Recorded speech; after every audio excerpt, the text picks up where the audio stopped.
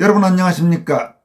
윤석열 정부 집권여당인 국민의힘 한동훈 비상대책위원장이 설 연휴가 끝나고 처음 열린 비대위 회의에서 사전투표관리관이 공직선거법에 명시된 대로 투표용지에 직접 도장 날인을 해야 한다고 다시 강조하면서 선관위를 압박하고 나섰습니다. 한동훈 위원장은 4.10 총선을 앞두고 지난 7일 열린 관훈클럽 토론회에서 국민의힘 당대표로는 처음으로 이 문제를 공개 거론한 데 이어 투표관리관 도장 직접 날인의 중요성을 거듭 강조하면서 선관위에 투표관리관 직접 날인을 받아들일 것을 공개적으로 촉구함으로써 앞으로의 귀추가 주목됩니다. 이런 가운데 그동안 4.15 총선 등의 선거 부정 의혹 진상규명과 공정선거를 위한 제도 개선을 촉구해온 대학 교수들과 시민운동단체는 국민의힘과 국가정보원 앞에서 2월 14일과 16일 잇따라 집회를 열고 투표관리관 개인도장 직접 날인 관철과 선관위 해킹 보안점검 결과 발표를 촉구할 예정입니다.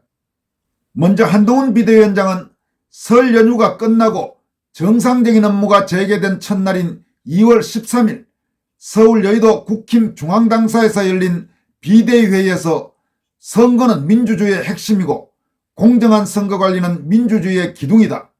그것을 담당하는 것은 선관위의 책무라면서 사전투표관리관이 법에 정해진 대로 투표용지에 진짜 날인을 해야 한다. 당연한 말인데 지금까지 지켜지지 않고 있다고 강조했습니다.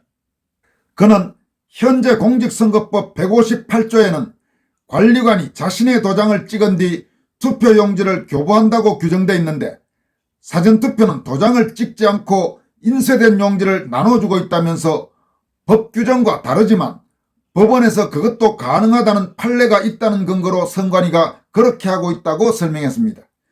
이어서 이 부분에 대해 국민들께서 문제가 있다고 생각하시는 분들이 많고 저도 그렇다고 덧붙였습니다. 다시 말해서 한동훈 비대위원장은 이 사전투표관리관 도장을 직접 날인하지 않고 지금까지처럼 잘못된 관행으로 인쇄된 걸 나눠주는 이 부분이 잘못돼 있다고 본인도 생각한다는 점을 분명히 밝힌 것입니다. 한동훈 위원장은 또 본투표관리관은 자기가 도장을 찍어서 교부한다. 사전투표관리관도 그러지 않을 이유가 없다고 강조하면서 본투표처럼 사전투표도 법에 규정된 대로 하라는 것이라고 강조했습니다. 그러면서 선관위 측에서 인력과 시간이 많이 든다고 하는데 인력은 정부와 지자체에서 충분히 제공할 용의가 있다고 설명한 것으로 알고 있다. 시간도 본투표에서는 충분히 그러고 있지 않느냐. 선관위가 고집 부릴 일이 전혀 아니라고 본다고 선관위에 대해서 직격탄을 날렸습니다. 그는 또 본투표와 똑같은 효력이 있는 사전투표에서 날인을 하지 않겠다고 고집 부리는 건 국민들이 선관위의 공정한 선거관리 의지를 의심하실 수 있는 상황이라고 생각한다. 절대 선관위가 그럴 것 같지 않지만 의심의 소지조차 없어져야 한다고 본다라고 말했습니다. 이에 앞서 한동훈 비대위원장은 지난 7일 서울 중구 프레스센터에서 열린 관훈클럽 토론회에서 지난 총선의 부정선거 논란에 대한 질문을 받고 도장을 못 찍을 이유도 없다. 선관위에서 이걸 반드시 해야 한다고 촉구한 바 있습니다. 이처럼 집권여당인 국민의힘의 당대표격인 한동훈 비대위원장이 지난 7일 프레스센터에서 이 문제를 공개적으로 거론한 데 이어 불과 6일 만에 다시 좀 더 분명한 의조로 당내 비대위 회의에서 스스로 자발적으로 이 문제를 거론했기 때문에 선관위도 이에 대한 분명한 지금 입장을 내놓아야 할 것입니다. 지금까지처럼 계속 깔아뭉갠다면 선관위가 뭔가 딴 생각을 하고 있다는 비판이 훨씬 더 확산될 수밖에 없을 것입니다. 그런 점에서 한동훈 비대위원장이 지난 7일에 이어 13일에도 사전투표관리관 도장 직접 날인의 중요성을 공개적으로 거듭 강조하고 나선 부분은 우리가 상당히 눈여겨볼 부분이라고 생각합니다. 한편 한동훈 비대위원장의 이날 발언과 관련해서 선관위 사무관 출신인 배명수 도시산업개발 대표는 자신의 SNS를 통해서 다음과 같이 이 코멘트를 했습니다. 오늘 한동훈 위원장이 설날 연휴 마치고 국힘당 비대위 회의석상에서 제일 먼저 말한 것은 사전투표 용지에 사전투표관리관 개인 도장 날인할 것을 선관위에 촉구한 것이었다. 이를 보면 한동훈 위원장은 선거가 이상하다는 걸 알고 있음이 확실하다. 비록 공당의 대표로서 완곡한 표현을 썼지만 선관위의 부정선거 의혹에 상당한 공감대를 가지고 있음이 명백하다. 한동훈 위원장이 이 정도로 말했는데 선관위가 모르쇠로 넘어가진 못할 것이다. 한동훈 위원장 역시 똑똑하고 자유우파 시민의 여론에 민감하다. 자, 그러면 투표관리관 도장 날인이 있으면 부정선거가 완벽하게 방지되느냐가 문제로 남는다. 사전선거 투표지는 며칠간 선관위에 보관된다. 이때 투표지 바꿔치기가 일어나지 않아야 한다. 물론 CCTV가 감시하고 있다. 그러나 정확히 가동될지 의문이다. 또 개표장에 가서 개표할 때도 문제다. 다급한 선관위가 어떤 수법을 개발할지 모른다. 한번 당선자가 확정돼 버리면 대법원에 소송해도 안 된다. 대법원 판사들은 선관위 손을 들어주게 되어 있기 때문이다. 여러분, 이 부분은 바로 4.15 총선, 인천 연수원 선거 무효소송 등 수많은 문제점이 재검표 과정에서 발견된 선거와 관련된 선거 무효소송에서 대법원 판사들이 했던 행태를 생각한다면 배명수 대표가 말한 것처럼 일단 당선자가 확정돼 버리면 뒤집는 게 현실적으로 얼마나 어려운지를 우리가 똑똑히 봐왔습니다. 더구나 지금처럼 중앙선관위원장을 대법관이 맡고 있고 각 지역선관위원장 역시 현직 판사들이 맡고 있는 이 말도 안 되는 이런 겸직구조에서는 대법원과 선관위의 유착을 막기가 더더욱 어려운 것이 현실입니다. 배명수 대표의 지적을 이어갑니다. 국힘당은 선거 전문가와 함께 선관위가 부정선거를 할 수 있는 시나리오에 철저히 대비해야 한다. 10명이 도둑 하나 못 잡는다는 말이 있지 않는가. 절박한 저들이 아닌가. 궁적 통일하고 무슨 수를 개발할지 모르는 것이다 라면서 끝까지 선관위에 대한 감시와 경계의 눈초리를 늦추지 말아야 한다고 강조하고 있습니다. 또 지금까지 4.15 총선 선거 부정 의혹 진상규명과 관련된 법률적 문제에서 법적 투쟁에 적극적으로 참여해왔고 제도 개선의 필요성을 위해서도 여러 형태의 노력을 기울여온 윤용진 변호사는 한동훈 위원장 발언의 실제적 효과라면서 다음과 같이 논평하고 있습니다. 1. 한동훈 위원장은 사전투표가 문제라는 점을 분명히 지적함. 2. 최소한 정부 측 고위 인사나 국힘 정치인들이 사전투표 독려를 할 명분이 사라짐. 3. 사전투표에 나서는 우파 및 중도 시민들이 줄어들 가능성. 4. 사전투표자 수가 줄면 선거 조작 난이도 상승. 투표자 수 조작 문제는 변론. 5.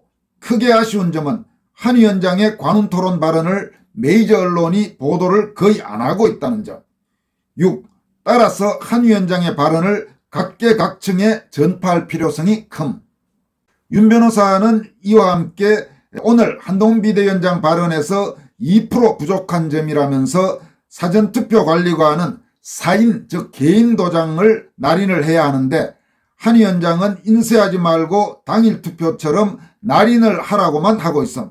핵심은 사인 즉 개인 도장이다. 이렇게 지적했습니다.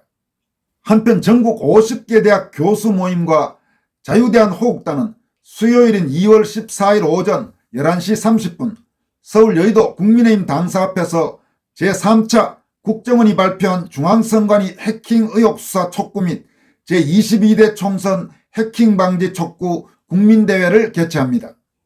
교수 모임과 자유대한호국단은 사전투표관리관이 도장을 직접 찍어야 한다고 잇따라 밝힌 한동훈 비대위원장의 발언을 지지하면서 당대표격인 비대위원장도 소위 투표관리관 인쇄 날인의 문제점을 분명히 인식한 만큼 잘못된 점들을 바로잡고 제대로 된 제도 개선을 관철하기 위해 국민의힘이 거당적으로 나설 것을 강력히 촉구할 예정입니다. 이들은 또 이틀 뒤인 2월 16일에는 오후 2시부터 국정원 앞에서 제4차 국민대회를 열어 선관위 선거관리의 보안 문제점을 밝혀낸 국정원을 격려하는 한편 4.10 총선에 앞서 보다 철저한 해킹 방지를 위한 대책을 촉구하는 등 앞으로 잇따라 장외 집회를 개최할 예정입니다. 한편 2월 14일 열리는 국민의힘 당사 앞 집회와 관련해서 맹주성 한양대 명예교수는 기대치와 시민단체의 전략적 사고라는 제목으로 다음과 같이 코멘트했습니다. 현 정권이 어떤 생각과 전략을 구사하든 관계없이 우리는 시민단체로서의 역할에 충실해야 한다 생각합니다. 이 역할이 현 정권에 도움을 줄 수도 있고 아닐 수도 있겠습니다.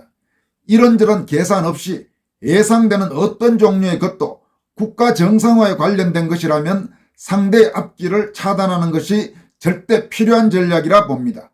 하나의 예로 한동훈 발언 지지 집회의 성격을 이런 관점에서 볼 수 있습니다. 첫째, 지지하기 때문에, 둘째, 실천해야 하기 때문에, 셋째, 립서비스로 끝나지 말아야 하기 때문에, 넷째, 한동훈 혼자서 할 수 있는 성격이 아니기 때문에, 다섯째, 국힘당 구성원들이 행동에 옮기라는 후속 조치 압박을 해야 하기 때문에, 한동훈은 국힘당의 수뇌로서 할 수 있는 역할을 한 것이고 후속 조치는 국힘당이 나서야 하는 것 아닙니까? 이렇게 맹주성 명예교수는 밝혔습니다. 여러분, 그렇습니다. 지금 한동훈 비대위원장의 선거관리 문제와 관련 이딴 발언은 대단히 중요한 시사점을 가지고 있습니다. 그리고 그동안 이 문제를 거의 터부시해왔던 이준석이나 김종인이나 혹은 김기현이나 이런 당 지도부 체제하에 국힘당에서 이제 뭔가 문제를 해결할 수 있는 방향으로 말이 트이고 입이 트였다는 의미를 갖고 있다고 볼 수 있습니다.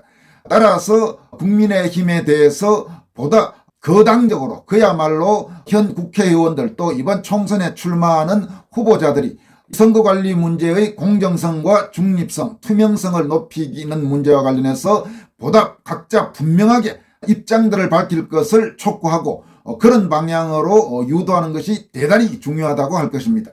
그런 점에서 대학 교수들이나 혹은 오상종 단장이 주도하고 있는 자유대한 호국단 또는 다른 시민단체들이 국민의힘에 대해서 행동하라고 촉구하기 위해서 집회를 열고 또 국정원의 앞에서 집회를 열고 이런 행동들은 대단히 의미 있는 행동이고 높이 평가할 만한 행동이라고 생각합니다. 다음으로 살펴볼 소식은 공안검사 출신인 황교안 전 국무총리가 이른바 명품백 사건, 소위 김건희 여사 디올 파우치 논란을 불러일으킨 최재형 씨 문제와 관련해서 이 사건을 친북 좌파 공작 요원에 의한 대남 공작이라고 규정하면서 최재형 씨에 대해서 직격탄을 날렸습니다. 황교안 전 총리는 최근 페이스북 등을 통해 잇따라 밝힌 입장문을 통해 김건희 여사의 디올 파우치 논란을 두고 윤석열 정부를 흔들어 우파 정권을 무너뜨리려는 공작이며 몰카 공작 이전에 북한에 의한 대남 공작에 초점을 맞춰야 한다고 강조했습니다. 그는 최재형 씨가 누명죄로 구상권을 요청할 것이라고 주장한 데 대해서는 나는 평생 간첩을 잡으며 대한민국을 지켜왔다. 자신 있으면 얼마든지 하라라고 반박했습니다. 황교안 전 총리는 이번 사건과 관련해 한국에 있는 외신 기자, 특히 좌파 성향 외신 기자들이 작성한 외신 보도를 국내 좌파 언론들이 일제히 인용한 선동 조치가 매우 신속하게 이루어진 점을 주목했습니다. 미국 월스트리트 저널이 1월 23일자로 $2200 디올백이 한국 여당을 흔든다는 선정적 제목의 기사로 보도한 뒤 한겨레, 미디어오늘, 오마이뉴스, 프레시안 같은 좌파 성향 매체의 보도가 본물을 이뤘고 좌익 세력에서 정권 퇴진 주장이 나오고 있는 데 대해서 주목한 것입니다. 황교안 전 총리는 좌파 언론이 본물 터지듯 기사를 쏟아내면서 누군가 이를 지시하고 있는 것으로 느껴졌다면서 최재형의 김건희 여사 접견 영상 폭로는 단순한 몰카 공작이 아니라 윤석열 정부를 곤경에 빠뜨리려는 대남 공작이라고 거듭 강조했습니다. 그러면서 목사인지조차 분명하지 않은 최재형 씨가 모종의 상부선과 조직적으로 일을 꾸몄을 가능성을 주시해야 한다고도 말했습니다. 그는 총선을 코앞에 둔 시점에 이 영상을 공개했고, 북한 찬양 1세계 책들을 문재인 정부 때 집중적으로 출간한 데다 미국 시민권을 가진 종북 인사가 주도했으며, 최재형 씨가 김건희 여사와 같은 경기도 양평 출신으로 집안끼리도 잘 아는 인연을 이용한 사실 등으로 미뤄서 상부선과 공작원 등이 조직적으로 꾸민 일일 가능성에 무게를 뒀습니다. 황교안 전 총리는 특히 최재형 씨 스스로 카메라 장비와 선물을 준비해야지 어째서 반정부 성향의 유튜버인 서울의 소리 이명수라는 자로부터 지원을 받았느냐는 의문이 생긴다면서, 몰래 카메라는 실제 촬영 각도 등을 유지하면서 몸가짐을 자연스럽게 가지는 조작법 훈련이 필요한데 상부선이 사용법을 훈련시켰을 수 있다고 나름대로의 분석 결과를 제시했습니다. 황교안 전 총리는 또 박지원 전 국정원장에 대해서도 비판했습니다.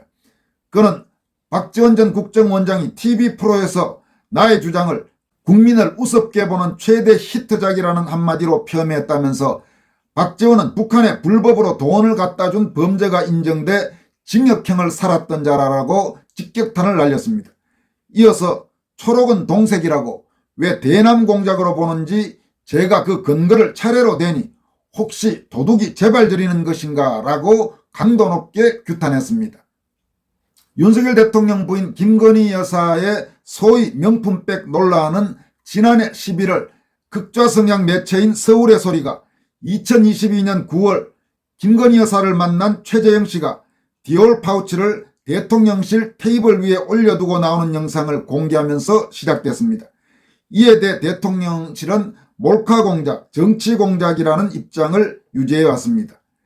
윤석열 대통령은 최근 신년 특별대담에서 선거를 앞둔 시점 1년 전 일을 터뜨린 것 자체가 정치 공작이라고 볼 수밖에 없다면서도 매정하게 끊지 못해 아쉬운 점이 있다라고 말한 바가 있습니다. 오늘 여기까지 하겠습니다. 여러분 고맙습니다.